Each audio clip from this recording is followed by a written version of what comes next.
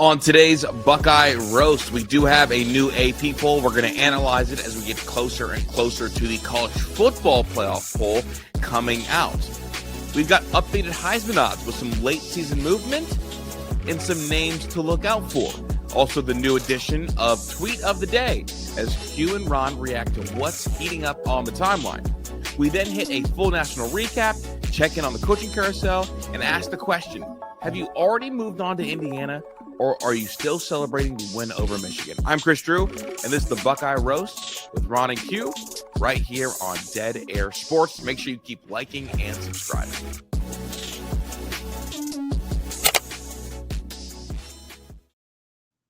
Good morning, good morning, good morning. We are back for another episode of the Buckeye Roast. It's your boy Ron James here with my guy QP Ski. Q, how you doing?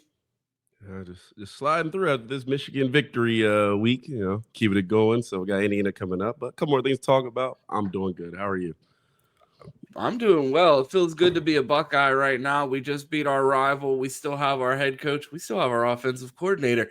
Lots of things and lots of movement going on around college football. We got plenty to get into, Q, but you got some fun facts and a tweet of the day or a quote of the day so far. Yeah, so I had heard this one and it was funny. When we had that week where you got sick and I went out. I had a generational rant I was gonna go on. This was a little bit of a piece of that rant. So a fun fact, in case you didn't know, Tennessee, who has been ranked all season, has not beaten a Power 4 team with a winning record so far. But they're in the SEC. Ron, they have beaten virtually no one. It's been absolutely embarrassing. I think SEC and people talk about the gauntlet, and maybe in some years that could be correct if the teams were playing better. But this is a bunch of somebodies who's beaten nobodies who still are ranked for some odd reason. It feels like the SEC is just confirmation bias this entire season. They've told us at the beginning of the year that all these SEC teams were good, and we've been lying to ourselves all season. I feel like that's half the reason why the national media was so hesitant to get behind the Buckeyes this year, because they'd convinced themselves that South Carolina and LSU and Florida were the greatest teams in the country this year, and they were just so not ready to admit that they were wrong to start the season, and we're still dealing with it to this day. Yeah, they were very wrong, and I think we've shown quite a couple of clips of Dan Orlovsky on this show and this EA. I don't even know what show that is. I need to go figure that out because I need to start watching that daily just to see the actual entertainment that they come up with, because it's none infactual. But he has had, and we talked about it before the show, he's had some of the generationally worst takes this year of really any. I was like, Ron, is he worse than Desmond Howard? Because his takes have been that bad. I mean, Desmond Howard, we get it. He's an idiot, but even he won't go that far on some of his takes. It feels like your beef with Dan Orlovsky is reaching the levels of my beef with Lou Holtz on this program. You brought up Tennessee. Tennessee was in the news again yesterday because Josh Heupel had some words about about Penn State. Yeah. Just to start this off, and y'all know how we are. I had to actually, how many troll accounts are out there? I had to actually send this to Ron and ask, is this a real quote? You had to double check the handle to see if that was a Ron 3 tweet or an on 3 tweet. Or non-3 tweet. Yeah, or non-3 tweet. This tweet went out this afternoon. Tennessee head coach Josh Heupel tells, what is that? CLOFB? Something Clo football, something Clo like that. Football? Whoever, doesn't matter. That he's not a candidate for the Penn State job. I wouldn't want low expectations. That's part of why I want to be here. We'll win big. We'll win big against who? Penn State just fired their head coach that was a game away from the national championship. How much higher can the expectations be? I mean, simple question, Ron. Are the expectations higher at Penn State or Tennessee? I mean, you could make the argument Tennessee has a more recent national championship. That may be true, but you could also make the argument that James Franklin got fired for basically not being able to beat the last two national champions. Yeah, that's where the argument lies. Like, are we talking about most recent national championship, or are we expectations of the current job? Because it doesn't look like what Josh Heupel is doing at Tennessee is something that Penn State is willing to tolerate at the moment. Yeah, he would have been fired by now. I mean, James Franklin went a long time with 10-2 until people weren't happy. I mean, again, we just talked about Tennessee. They beat no one this season. There's no pressure on Josh Heupel to really do anything or move the needle or be better. Really, in the SEC where no one's really even good. I mean, we're back to Alabama and Georgia, and Tennessee can't even slot in third. They beat no one this season. I'm like, the expectations are definitely higher at Penn State. That is a better, probably a better winning job year after year. And Tennessee's like, if they lose, all right, we'll just play off-season champions again. Off-season champions, it seems to be the title that a lot of fan bases are comfortable with at this point because they can't find a way to win anything during the regular season or any ranked teams to beat. So maybe that's the crown that they choose to hold. In a conference where everyone's ranked, you couldn't beat anyone. It feels like one of those montages in a world where no one's super. But yeah, we got plenty of stuff for y'all. But let's play the song and go ahead and get into it.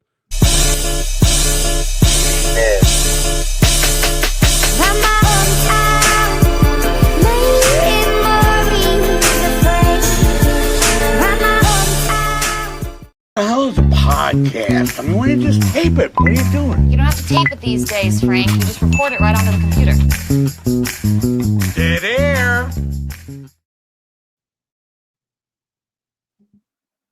Hey guys, a couple things. Make sure you check the description. We're on Discord now. We're launching our TikTok as well and Instagram. All that rollout's happening. So connect with us on there and we will connect with you as well. Again, we appreciate all the support. We're getting closer and closer to 5,000 subs.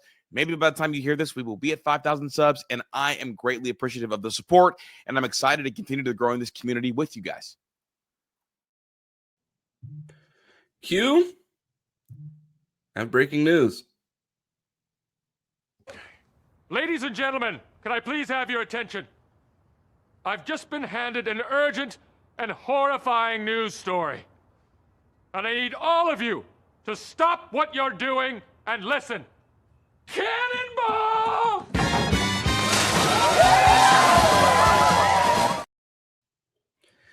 Q, the subscriptions are just flying. We have another video from Mr. Chris Drew. Okay. You guys are really fast. I went to bed last night, recorded a 5,000 sub video. You guys got to 1, 2, 3, 4, 5, 6, and just crossed over 5,700 subs. Thank you so much. I'm hopeful tomorrow is a happy 6,000 sub day. That'd be really awesome. You guys are just incredible. Every sub, every like, every comment matters to me. So keep it up as we continue to build a really cool community over here at Dead Air Sports. Yeah, that's it. Just be on the lookout. I do want to get it back to Ron and Q, who do a great job every single morning. And I know they are appreciative of your likes, subs, and comments as well. Q, we're actually at 5,800. We are absolutely flying by. A big shout out to all the new subscribers. A shout out to all the OGs that have been holding it down for us all this time and helping us grow to this point, and couldn't be more thankful. Yeah, man, really appreciate it. We got a couple texts from Chris of people complimenting our show and watching it in the morning and enjoying it. And it's been a really fun ride. Again, it's fun to do. We may laugh a bit, but we're just trying to lighten up your morning, have a good time. So all the new subs, especially overnight. I mean, that 5K was just what was that yesterday? The day before? Like that went fast, man. So it's really catching on. We're just trying to build something around here. So glad to be a part of it. We do have members. So if you want to join there and do that, again, we do have a Discord as well. So if you want to join and keep the chat going, there's places to do it. But yeah, man, we're appreciative of everybody who watches, subs, likes, comments, all that good stuff. Q, we know everybody knows what the goal is. We want to make enough money that I start saying Bugatti like Andrew Tate and calling it a Bugatti. Might have a few subs to go to that, but we might have toy Bugattis by Christmas if these subs keep rolling. So I'm still going to be pronouncing the G. Fair enough. Q, we got some recruiting updates. You wrote a hell of a show today, so just take it away. Yeah, make sure you had to get your announcements out the way. But sorry about it, you're stuck with me today. So hey, like that video and let's jump into it. So I want to start out with some recruiting news that I had. So Ron, we talked about breaking the California modern day curse. Caden Dixon-Wyatt committed along with Chris Henry Jr. to the Buckeyes, but he is currently on Flipwatch to USC. One thing I will say before I let you jump in here, I'm not as surprised. This is not one of those that are shocking to me, especially with Lincoln Riley, the quarterbacks and wide receiver pedigree he has. But I want to get your gauge. What do you think Caden Dixon-Wyatt sticks around? What range do you put it 1 through 5, and how big of a loss do you think that would be to this Buckeye wide receiver class? I would put the likelihood. I mean, I'm going to fence sit here. I'm going to put out a 3. It's the SFE kid. Obviously, we want to see him here. I think he's uber talented. 247 higher than him, than the composite. They have him at 47, a fringe 5-star, a guy that I've been high on the entire class. He's played alongside of Chris Henry Jr. at modern day for the past 2 years. So, well, Chris Henry Jr. was hurt last year, but they played alongside each other this year. And they had to share the load. I don't think either one of them got the shine as much as they would have if they hadn't been playing together. Both of these guys, exceptional talents and borderline 5 stars, or 5 stars by certain services. I think this would be a loss for the Buckeye class. You hate to see any SFE kid go, but at the same time, he's a borderline 5-star for a reason. And that's a guy that could go be a wide receiver 1 anywhere. And you see the way that guys have to, or Ryan Day talks about it week in and week out, and you have to be selfless to come play wide receiver at Ohio State, because you're going to be playing next to guys like Carnell Tate, Jeremiah Smith, Brandon Ennis. Everybody's a 5-star in that wide receiver room. Like, they make the joke about, like, don't wear your Under Armour gear, like your Under Armour All-American gear and your All-Star game gear from high school, like once you get to college inside the Woody, because everybody was an All-Star. Everybody was a 5-star. Like, you're not, everybody has one of those T-shirts around here. And it's like the same thing in that wide receiver room. So you'd hate to see the Buckeyes lose a talent like that. But at the same time, someone uber talented like that, could you blame them going somewhere where they could be the man instead of sharing the entire room? Yeah, and Lincoln Riley offense, you're going to put up a lot of stats, and this is what, again, we talked about some recruiting moves, and we'll talk about one in a little minute. But at least this is not one of those where we're like, huh? Like, you sure make it say that? I think USC is a good school if you're a wide receiver to go to. But hopefully Ohio State sticks with it, and hopefully he stays there and goes and produces and wins games against Michigan. All right, moving on. A guy we talked about for a long time was basically heated up in the summer, Braylon Womack. He flipped from Auburn. We knew he was decommitting from Auburn the way it was going, but he flips to Mississippi State. So a long time Buckeye target. He goes from Auburn to Mississippi State. Ron, I don't think we ever had a chance. Yeah, the Braylon Womack flip from Texas A&M to, he was with Auburn to Mississippi State. Sorry, I don't know why I said Texas A&M. I had NIL on the brain, so I just started thinking of ATM. But no, this was a recruitment that the Buckeyes thought they had a chance at one point in, and it just got weird. It became clear that this felt like NIL was going to decide this recruitment, and I don't think the Buckeyes were going to overpay for a second safety when they already had a safety in the two safeties in the class. So you see him flip to Mississippi State. And Q, what do we say about teams that lose to Mississippi State? They're unserious or frauds. Unserious or frauds. You hit both of the words that would categorize a team that lost to Mississippi State. Auburn, an unserious program, just fired their head coach, and you see Womack transfer to a very unserious program in Mississippi State. Transfer portal in over under 1.5 years. Under? I don't know what quality Mississippi State has. We're going to show up and play on that defense and be like, yeah, this is going to be a fun 3 to 4 years. So I would say under, but hey, man, maybe they're building something. He knows more about Mississippi State than we know, and I guess we'll see on TV if that plays out. So wish them but the best for him. And yeah, Braylon, sorry, I call him Brian for some reason, but Braylon Womack got me there. Okay, this is more of a portal hit, and this is a guy that I've talked about a lot on this show.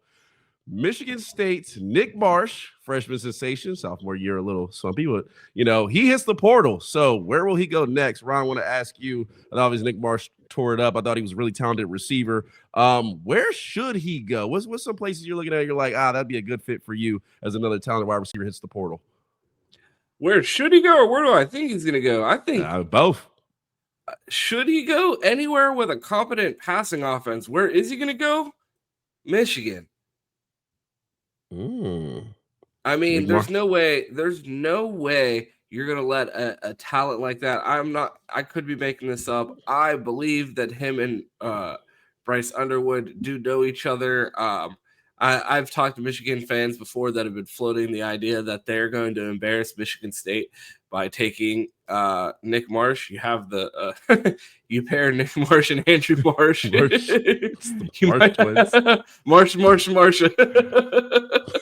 I don't know where you're gonna.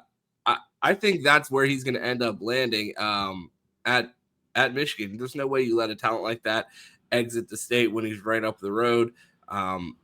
The Wolverines clearly need help at the wide receiver position, as we saw on Saturday. So I would put Michigan as the betting favorites here to embarrass their rival. I didn't really think he'd stay that close, but that'd be a big time move by Michigan. I'm a fan of Nick Marsh. Clearly, that's going to have to end if he goes over and plays at Michigan. We're just going to be on the other side of the fence. But we'll definitely look out for that. So that was our recruiting news. We're going to get to the AP poll coming up because I'm interested to see what this looks like.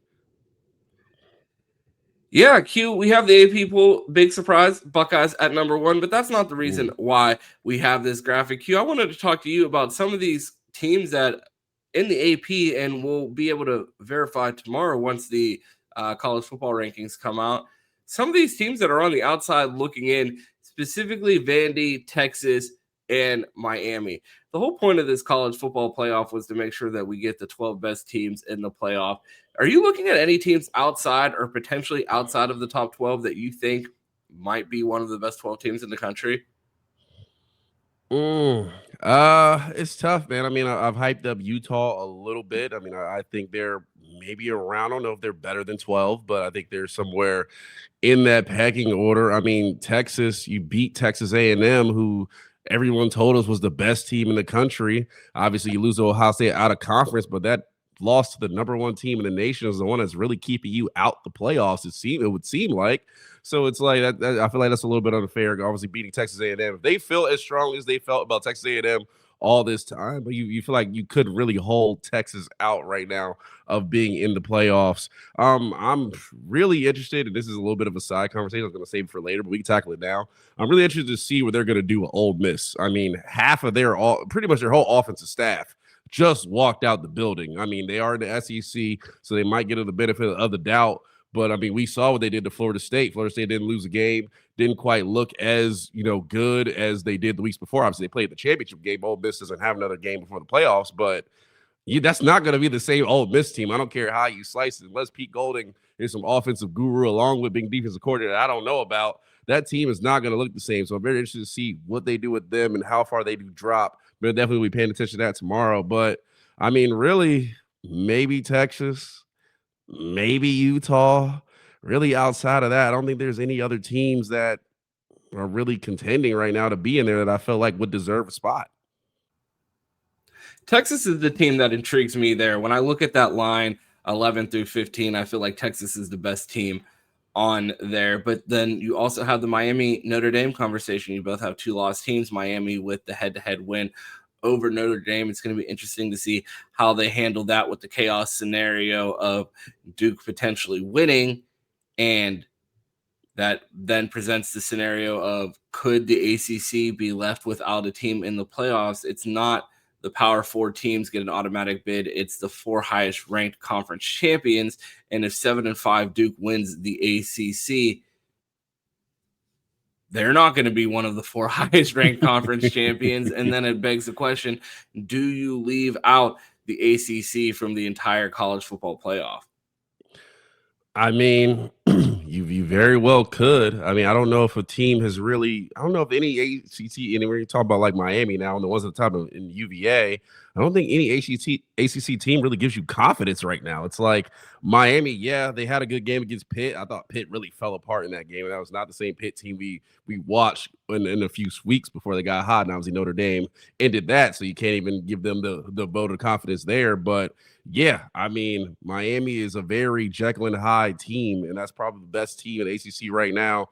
And it's like, I don't really trust them in the college football playoff, especially having a very low seed. It's like, yeah, if they were it's somewhere in the middle, you might get a good game. But if they got to go and play a Georgia, like, I'm sorry, like I don't care how they play. It's not going to look very good with the team they put on the field this season. So I think the ACC has kind of made their bed a little bit, and in one way, you feel like you don't want a higher team just beating up on a bunch of no names to go to the playoffs and get beat down. But I think the ACC proven they're all just mediocre, and mediocre SEC is going to get the vote of confidence over mediocre ACC. And unfortunately, that's the world we live in.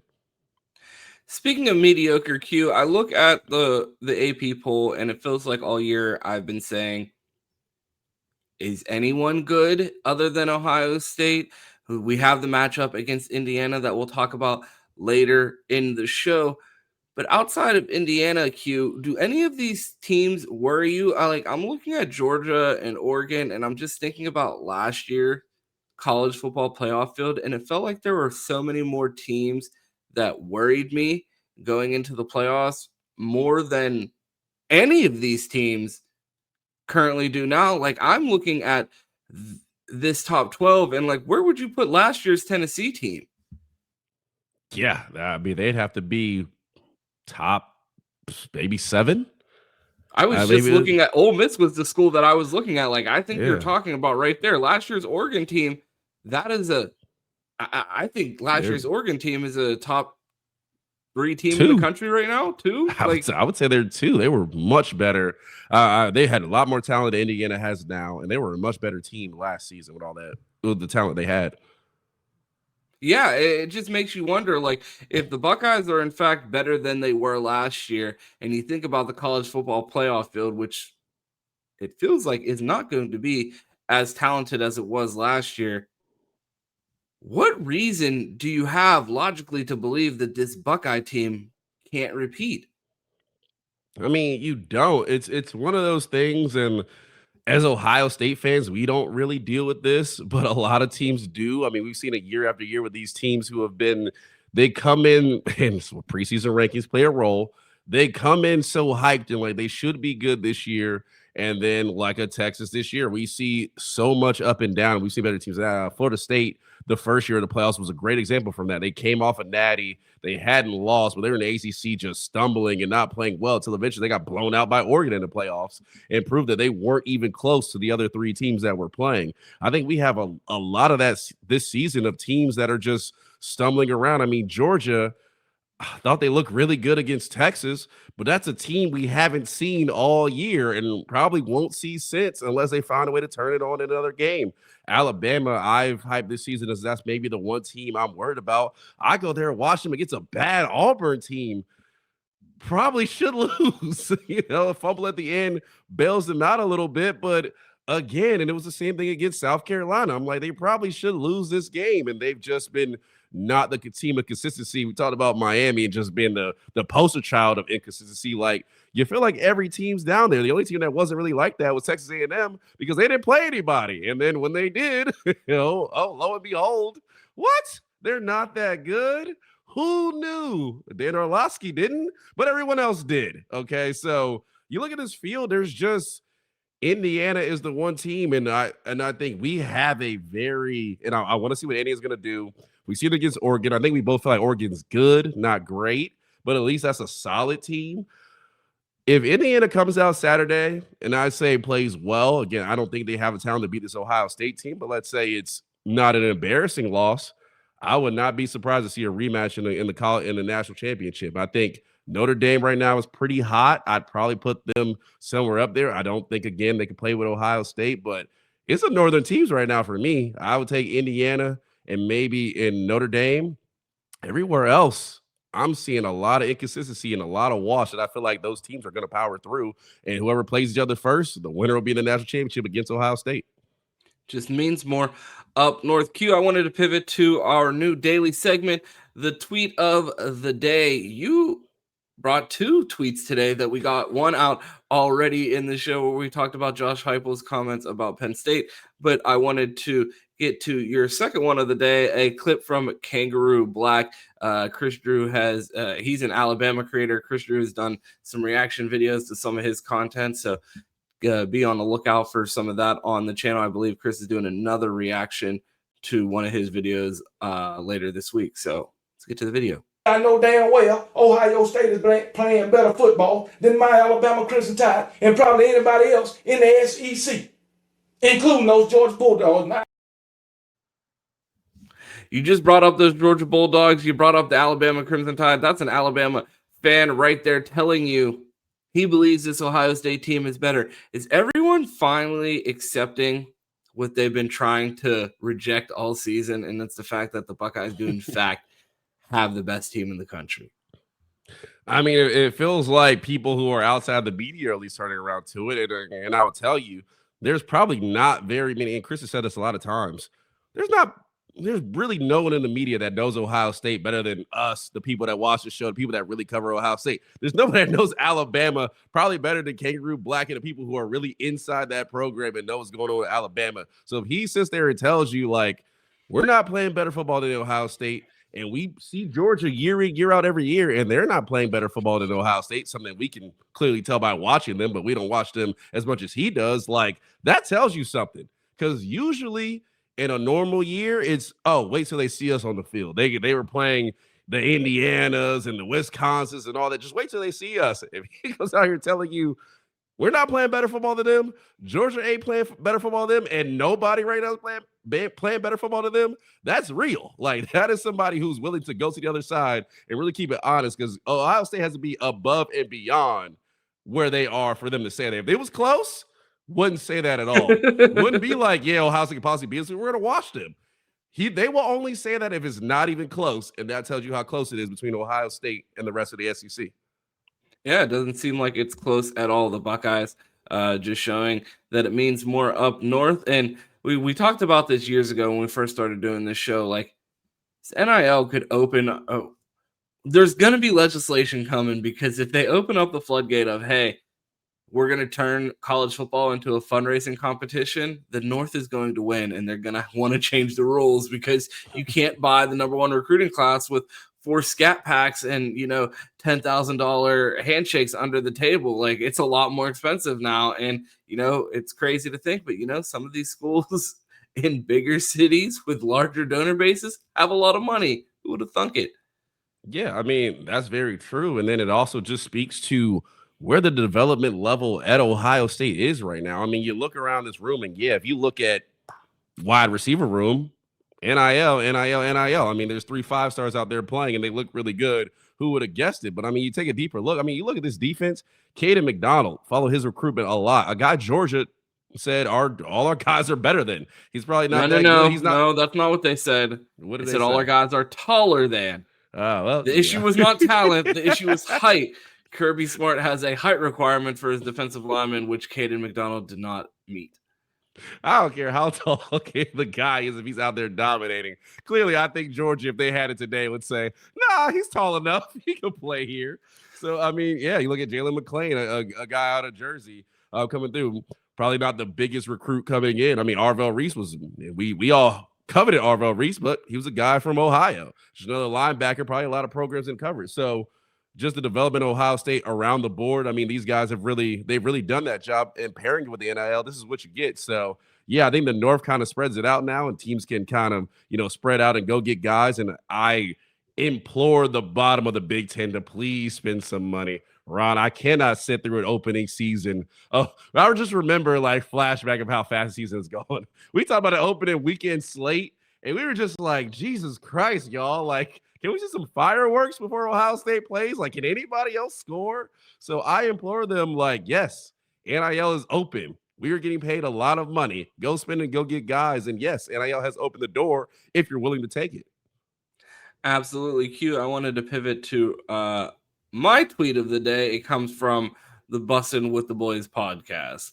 Was there a piece of you when we went down and we drove the ball and we kicked 3, and then the first throw we get an interception? Was there a piece of you? Had to be. That was like, oh fuck, it's happening again. Of course there was. Dude, I was thinking this. I was like, oh my god, we're gonna do it again.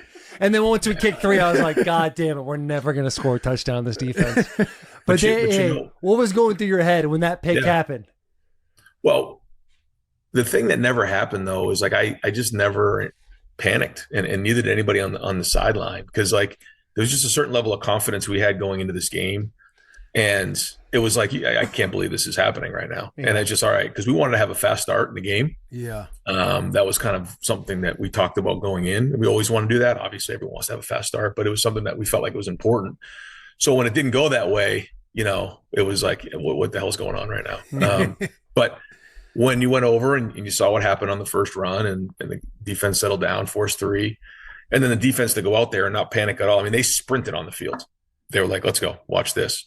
And they got to stop, and it's 6-0. And it's like, okay, we're all right. Let's put a drive together, go right down and score.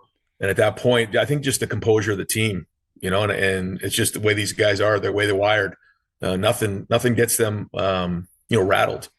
And so, but I think, that goes back to our training and the confidence that we had going into the game and what we play with. But to say that I wasn't like, you got to be shitting me, that was Dude,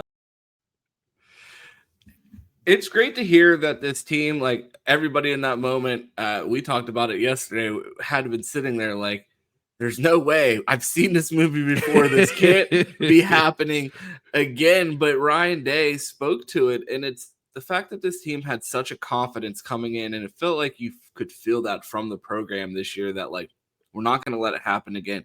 We know we're the better team. We know that we've trained for this moment, and we know what we did to prepare us for this moment. And regardless of what's happening right now, we're going to overcome it and find a way to win. And that seems like it's not just about the team up north. This team seems like they feel like they are the best team in the country. And as long as they go out and play their best football, no one can beat them. And the fact that they know that, I think that could carry them to another national title. Yeah, I mean, he talked about that moment that we talked about before the game early in the week, saying there's going to come a moment where it's going to get dicey, and Ohio State has to take a deep breath and go do it. And Ryan Day is running right through that moment. I mean, I think we all said the same thing we threw that pick. We're like, shit, like people doing uncharacteristic things. Jordan Marsh out there running like he's Gale Sayers. Like, this is looking a little crazy. And then it chilled out. Defense got to stop. God bless Matt Patricia, and we're rolling from there. So it's fun to see Coach Day live that moment, because he's like, man, I just can't. He had to have at least like 3 nightmares. He's confident during the week. He's probably having nightmares of like, oh no, here it goes again. Then he starts to see. He's like, no, this can't be real. And they snap out of it and take care of business. So it's funny seeing his reaction to it. I saw a picture on the timeline during the game. Ryan Day has that look in his face, and it was just that like stunned look of him looking up at the scoreboard at the beginning of the game, and it was just like, I know everybody in Buckeye Nation and probably everybody on that sideline was like, there's no way that this is happening again. Thank God it didn't. The guys turned up. So yeah, tells you the resilience of this team. We're about to go through finally the gauntlet of playoffs. You played nobody. You haven't seen anybody all season. This team isn't what they're cracked up to be. Well, it's time we find out. Michigan was the first test of that. Now games are back to normal. No more parallel universes. Let's see what Ohio State can do. Q, we had an interesting comment yesterday that was like, keep that same energy. You guys wanted to fire Ryan Day last year. And I was like, really? The show that was saying back in August of last year, there's no way that they would let an athletic director in his 4th month on the job hire the most expensive employee in the state of Ohio.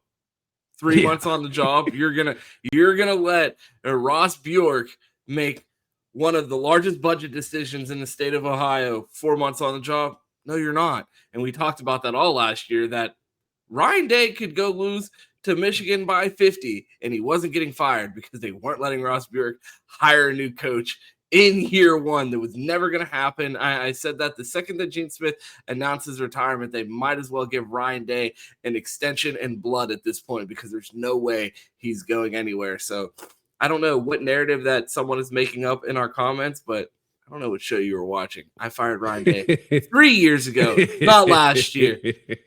Thank you very much. We did want to fire Ryan Day a lot. Trust me, those times do happen, but that's what you call being a fan. So you'll piss also you off. Behind us. Yeah, people piss you off, and you're like, all right. But yes, we did say on the show he was never getting fired with a new AD coming in to make that decision. It just was not going to happen. That was And even after we all lost through the media. And even after we lost to Michigan, I said, might as well let him finish the season. Yeah. He said he's not getting fired. Now, if he would have went out there and got embarrassed by Tennessee, different conversation. But fortunately for us, it didn't work out like that, and they went on to win a natty. But yeah, no, loss to Michigan last year was not getting him fired. We knew that going into the game. We knew that after the game. Speaking of coaches getting fired, the coaching carousel is on absolute fire right now, Q, and we have a graphic to take a look at the new hires around college football. The Buckeye, you have in the notes that the Buckeyes offensive coordinator Brian Hartline intends to interview for the Kentucky head coaching job. That's one of the vacancies that we see up on this board, but most of the reporting seems to indicate that Oregon offensive coordinator Will Stein seems to be the lead candidate for this job. Buckeye fans have their fingers crossed that Brian Hartline does not get this job, and it is Oregon losing their offensive coordinator. Q, thoughts on Brian Hartline interviewing for the Kentucky head coaching job? I mean, I think it's good interview practice, but if I'm Brian Hartline, there is absolutely no way I'm going to Kentucky. Like, it's a basketball school. It's always going to be a basketball school, and you're not going to be able to get players to come there and to get the commitment from there.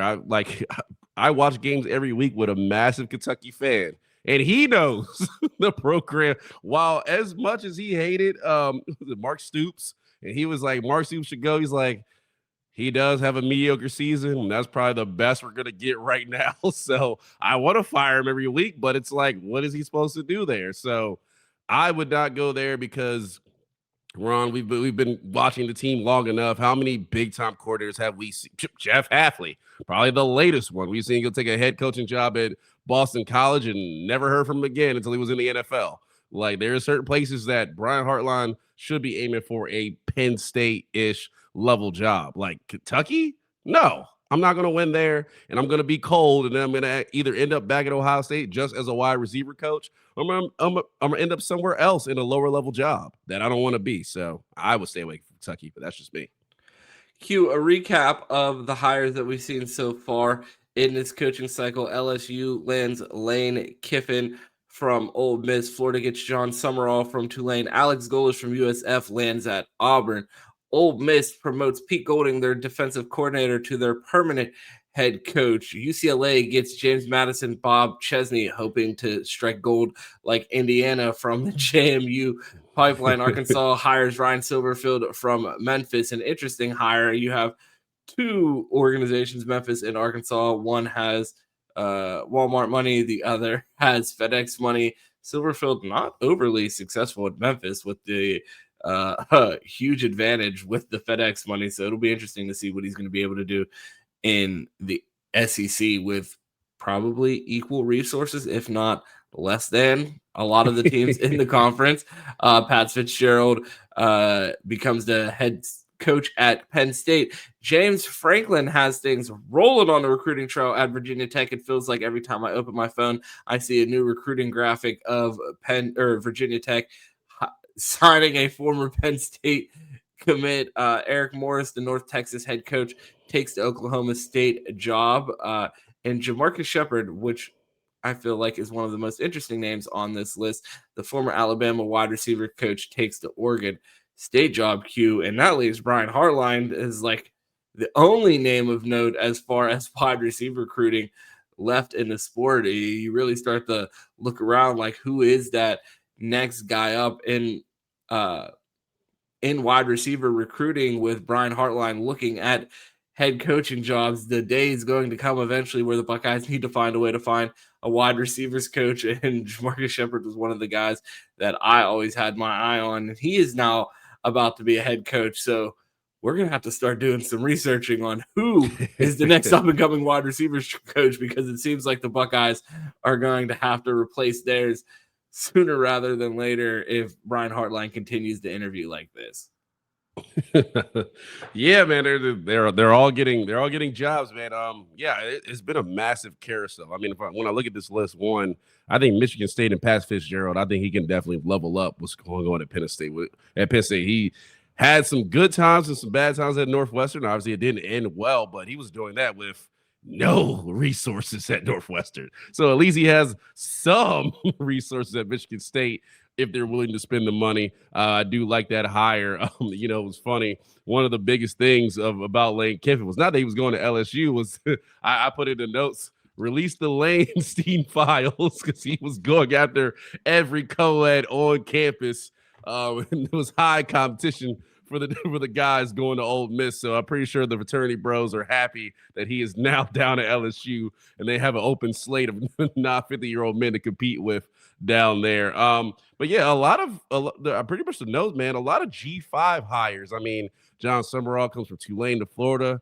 We'll see how he was very successful at Tulane, so we'll see how he does. I mean, Alex Golesh, I think all the Buckeye fans had our eye on him. I think Auburn, they really hit the home run. I mean, maybe Braylon Womack should have stayed at Auburn, because I feel like that's a better place right now to be. And then Bob Chesney from James Madison, he talked about the Kurt Signetti wanted to be him. Well, he's done the same thing. He's won at different levels, and obviously going to James Madison does the same thing. I've talked about UCLA at times in the show saying, I don't see why they shouldn't have a good football team. It's a very high-class school, a lot of money around that program. They're out there in LA. Like, if you're going to pay a coach $50 million, invest in the program. So we'll see what they do, man. But a lot of coaches on the move, and yeah, maybe by that time, Jamarcus Shepard will be be out of Oregon State, and maybe he'll be back in Ohio State after. But other than that, I don't got any other wide receiver coaches for you. Q, when you look at this list, you see the number 2 job opening still open in Penn State. You have in the notes, what are they going to do? Hire Terry Smith? They already interviewed him and determined that's not who they're going with. The lead candidate seems to be the BYU head coach Kalani Sitake. How do you feel about this hire? BYU, a team that looks to be a potential playoff team. Is that a good hire for Penn State? It's clearly not their first choice. It feels like Pat Kraft is going to end up with egg on his face with this decision. Q, where do you stand with this Penn State coaching search? I mean, I think you will too. At this point, with all these coaching hires, and there was plenty of coaches on this list where you would have been like, okay, like taking a little risk there, but I see, or this coach has won at a lot of places. He could possibly do it here. Like, really, man, BYU is like, another one of those, like the standard program where it's like, oh, well, we're going to win 9, 10, 11 games a year. We may not go above and beyond that, but that's what we do. Well, that's what Penn State was doing with James Franklin. They were the standard of, we're going to win 10 games a year. Hopefully we beat Michigan. Hopefully beat Ohio State. In the current world of college football, you don't really have to do that to try to go win a national championship. You said it again. They were one game from a natty chance last year. So I just don't understand how that elevates the program. If you fire James Franklin, you would have to go out there and get one of the sexy hires. And we talked about it. There wasn't really many coaches out there that was that sexy hire just available. Unless you're pulling some guy from the NFL or like a Matt Patricia, somebody out the grave we just don't know about. Like I don't know, then you really didn't have many options. You should have just held on to James Franklin. So I'm happy for Virginia Tech. I think they're going to thrive off this because the ACC, as we talked about earlier, is wide open for Penn State. I don't think Terry Smith is a bad option right now. Maybe give him 2 years, see how the program does and see who comes available. See what he can do, maybe. Again, and also Brian Hartline, they don't want Hartline. He's a massive risk right now. We don't know what he's going to do. So, I mean, we don't know how he's going to be as a head coach. It's an unknown. We just don't know. So they're going to end up with egg on their face one way or another. Yeah, I mean, or Fish, if they end up with Jed Fish, like that would be an awful hire as well. Like the names that I'm hearing floated with his job at this point, Satake seems to be the primary target, but BYU is trying to scramble donors to get money together to be able to retain him. You hear the name Jed Fish, another name around the program. At this point, it feels like they're going to have to throw back at Manny Diaz. Yeah, but you're back to Manny Diaz. It's like, is that? I mean, you're at least damn near even with James Franklin at that point. No, it's at least not a step backwards, I mean, yeah, it's true, but you just gave a guy what, $60 million to leave? $9 million. They negotiated it down to $9 million.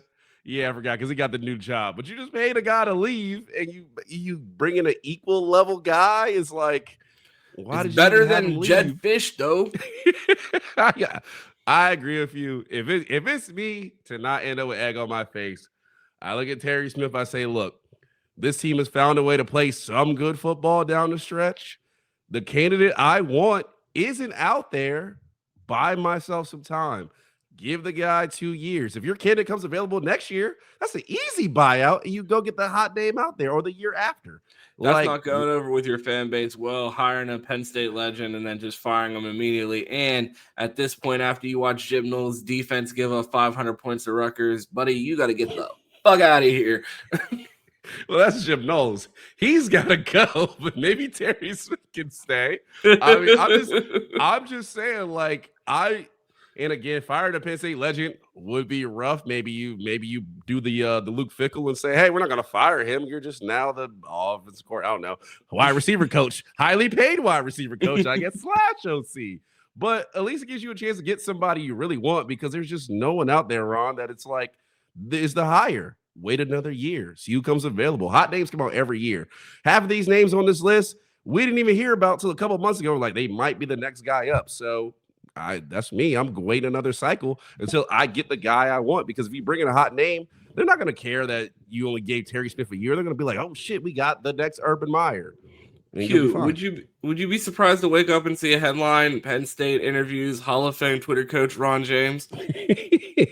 No, but if I don't get the DC job, I'll be pissed. I know that you're going to have some linebackers that can return punts, so I think we'll be just fine. Hired. I could give up 500 yards to Rutgers. Don't you doubt it. And I get paid a lot less than Jim Knowles. Q. You had a couple notes about the fallout after the game. We had a big national show today. Lots of talk about everything going on around college football. I wanted to really lean into the game yesterday, but there was so much around college football. I mean, we still haven't even got to scores and what happened. We're going to have to save that for next episode, but you did have some fallout from the game. Yeah, it's a lot, man. So obviously, Ron, you probably heard by now. A lot of people have heard just the rumors around the staff caught near the college. Rumors. And the last thing, I watched TJ's show last night, Johnny, and TJ was going on and on and on about. It's like they knew our signals. It's like they were coming right at us, like they knew what we were doing. And I paused, and everybody thinks I'm crazy. That's not good. But why is Chase Herbstreit on the team? I mean, you can't sign steal anymore. They use the radio. You can't steal that. And the catapult thing, the cloud sharing with the practice videos that OSU tapped into, but that story went away. That just disappeared. You can't. That catapult thing's gone now as well. So how else is Ryan Day going to cheat? I know. Let's put Herbstreit's boy on the team. What's he doing there? He's not going to play. He's never going to see the grass. They'll put Warren in before they put in Herbstreit. What, in education? Go to Northwestern. Go to MIT. Why is he at Michigan? Why? That is a good question. Why? What's he there for? It's not an education. He ain't playing ball. So what is he there for? And then you look at the Oklahoma game and you look at the Southern Cal game. TJ's right. It's like they knew what we were doing. It's like, oh, okay. So maybe I am crazy, conspiracy theory, but yesterday. Don't tell me the NCAA launched an investigation. Well, you know who wasn't getting signal? the Ohio State staff because the columns had cut out. So apparently, Ron, how my question is, we'll get through this because it's been talked about a lot, but how much do you buy into the Michigan staffers actually cutting out Ohio State's communications during the game? 1 out of 5. How likely is it 5 being the most likely? 97? Like, what are we talking about? Couldn't we put anything past them at this point? No, not the way they've been cheating. But at this point, it's like, whatever. You guys cheated and still lost. You know what I mean? So whatever new cheating scandal that they have going on right now, not working as well as the last one. Signal jamming. I just thought it was funny, but we'll see as more news comes out, because at this point, if Michigan does anything, you have to investigate it, or you're really just not doing your job. Another one. So heard about this. So apparently the Michigan players were spotted in the tunnel waiting to confront Ohio State after they finally stopped defending the Block M and left the field. So what do you think about them trying to start another fight in the tunnels? Rumor has it they're still standing there. They just never left. They're waiting for Ohio State to come out. They missed them already. Buckeyes are practicing for the Big Ten championship, and Michigan players are still standing in the tunnel waiting for them because they don't got nothing left to play for this year. Nothing better to do. Go watch some hoops. You'll work on your jump layups. I mean, it doesn't surprise me at all. They're a classless organization, not even an organization, a classless program, because they're not on the same level as our organization. And they throw rocks and then point the finger, just like, they started the fight with Michigan State and then cried and called the police. So, I mean, I would imagine they probably had the police on speed dial as they were about to start a fight. Yeah, man. It's the way they handle Ron, I don't know. And I have seen teams handle a loss, maybe worse, maybe fight at the end of the game. I mean, like Garrett Blunt punching a dude in the face, is walking on the field, missing half his season. Like, I've seen crazy stuff like that, but I don't know in recent memory if I've seen a team handle a loss worse than standing on them, waiting in the tunnel to fight, going into the press conference and saying, we planned before the game what to do after we lost the game. Like, the fallout of this is like they feel like I don't know. This is like a house money amount of like things they've done to make this loss worse. Q, that Coostal interview at the end where he's like smiling, like, yeah, we weren't gonna let them get on the Block M. It reminded me of the Bryson Shaw interview after the first loss to Michigan, where he was like, we're not gonna lose to them again. It's like, we're like, buddy, if you're back next year, we are absolutely losing to them next year. Just like you, like if Coostal's your starting running back next year, you guys will be losing to the Buckeyes again next year. Like, it feels like a complete reset of the rivalry. And if you look back at the history of this rivalry, it really has never been back and forth. It's been sustained runs by one side or the other, and it's feeling like it's about to go back to what we were comfortable with back in the day, where the Buckeyes dominated for at least a couple years, because I can't think of the last time that it went back and forth multiple times. Yeah, really, it hasn't been like that. It's really been domination. I mean, I felt like Michigan had earned house money at this point, even though they probably were a year behind schedule of losing, because they should have lost last year. But, I mean, I will say, yeah, I think the tables have really turned right now, and I think they kind of know, like, they're cooked and kind of to get used to this. And as it were after the game, Ron, there was a ton of criticism to go around. I mean, Shamar Moore got a lot of it. Obviously, the coordinators got a lot of it. But one man who made it about himself, who said, you never seen a freshman like me before, who said, it's me versus Matt Patricia. Bryce Underwood got a ton of criticism after the game for smiling during the game, how he played, not being tough. Ron, I want to ask you, Bryce Underwood is just one man. He is a freshman quarterback at Michigan, while being cocky, number one player in the country. By reports, he is just getting introduced to the college game. Is it fair right now for the Michigan fan base to turn on Bryce Underwood? Yeah, he stinks. They're paying him $4.5 million per touchdown. Q, I'm looking at Winspedia right now, and the last time that the rivalry, the Buckeyes split games back to back for 4 straight years was I believe, 1982 to 85. The Buckeyes won in 82, lost in 83, won in 84, lost in 85. It's the last time we've seen anything like that. I mean, the Buckeyes won in 87, then Michigan won. 4 straight tie, lost. The Buckeyes win. 3 straight Michigan losses. The Buckeyes win again. 2 straight Michigan losses. 2 Buckeye wins. 1 Michigan loss. And then you start to see the streaks of Tressel and Urban before the Jim Harbaugh cheating run there. So history is true. The Buckeyes are looking ahead to a run in the rivalry. Yeah, I mean, last time we were splitting games, neither of us saw it. Our moms might have, but we certainly were not around to witness that. So, and I think the way Ohio State is rolling right now, it's definitely moving in that direction. I will say, I know Bryce Underwood is getting a lot of criticism. I think Chip Lindsey deserves a lot because I seen him leave his quarterback out to dry in multiple games this year. Conspiracist theory. Maybe USC and all these other teams didn't know their plays. I know Chase Herbstreit is getting $50 million a year from 17 different programs and is the best paid NIL. He makes more than Bryce Underwood apparently because he's giving out all this info.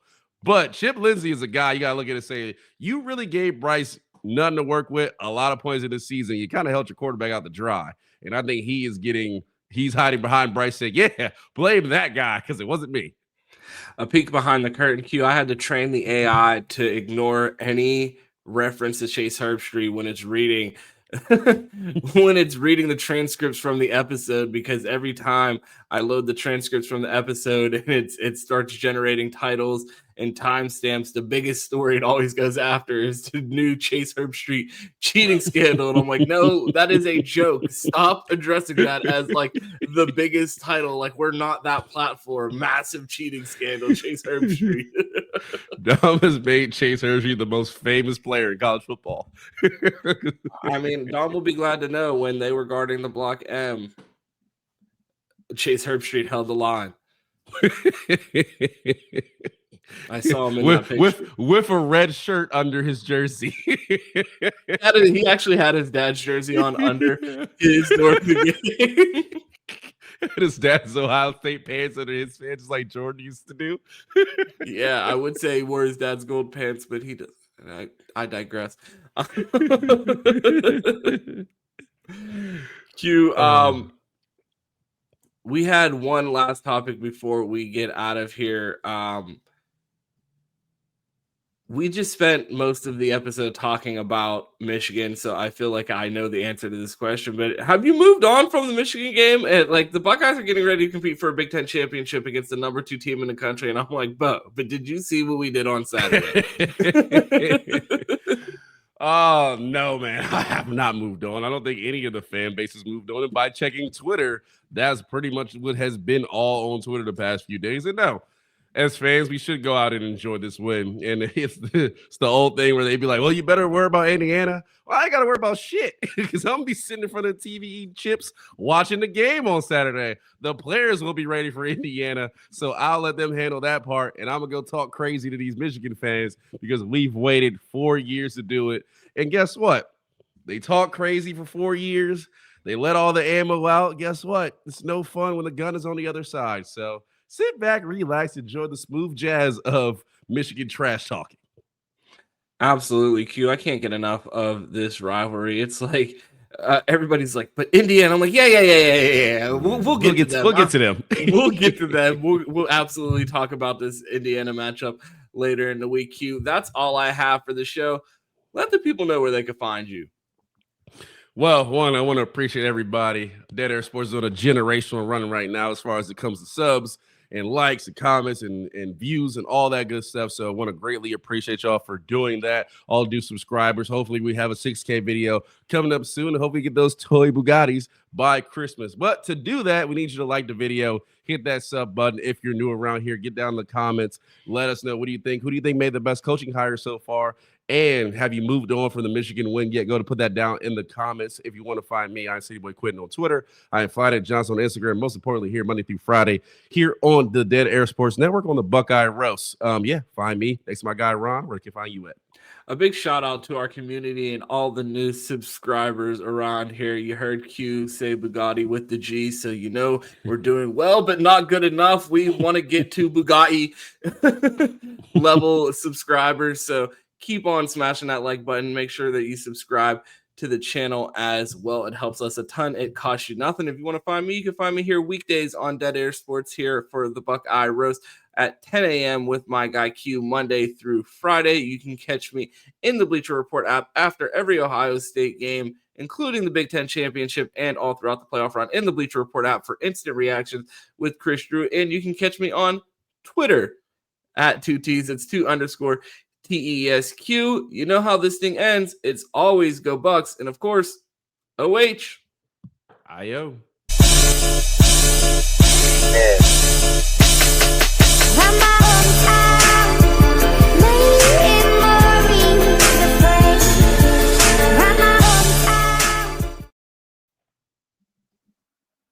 Hey guys, a couple things. Make sure you check the description. We're on Discord now. We're launching our TikTok as well and Instagram. All that rollout's happening. So connect with us on there and we will connect with you as well. Again, we appreciate all the support. We're getting closer and closer to 5,000 subs.